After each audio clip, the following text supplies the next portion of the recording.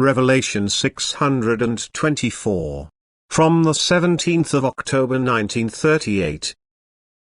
Time and space. Received the gift that is offered to you with a believing heart, and see in it the constant love of the Lord.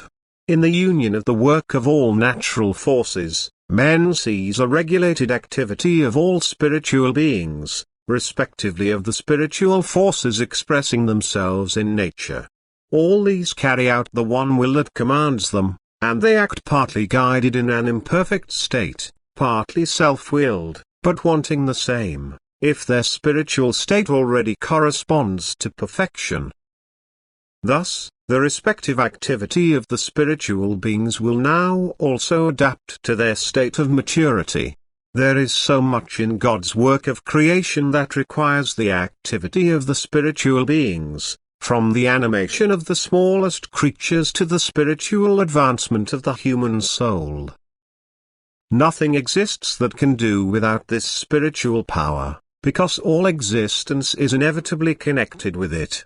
Thus also the terms endless and innumerable are to some extent comprehensible, if one considers everything in nature and connects it with the working of such spiritual forces.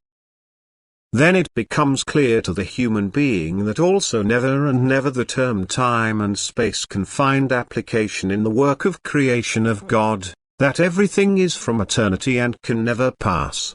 That nothing can be limited and is therefore endless.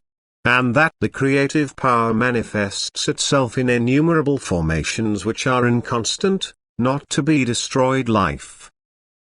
This is so tremendous that all human intellect cannot grasp the greatness and significance of the creation. But God is eternal spirit.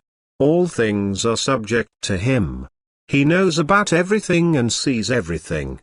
His will and His love comprehend everything, and His power is so mighty that it can animate and sustain everything for all eternity.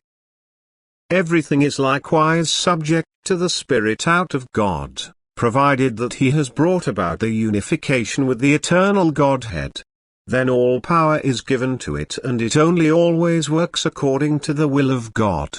But the will and the power of God extends also to the spiritual world, which is still separated from Him, and also there assigns its activity to every spiritual power, the fulfillment of which, although subject to the will of God, nevertheless means assent for this being.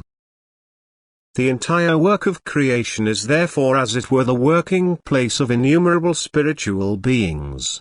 It is the school of the Spirit which, guided by God Himself, is to form beings to godlikeness. Because the power out of God is infinite, and His love never stops, and this love is constantly meant for His creatures which He wants to endow with His power. So the goal of all spiritual beings is only the godlikeness. Amen.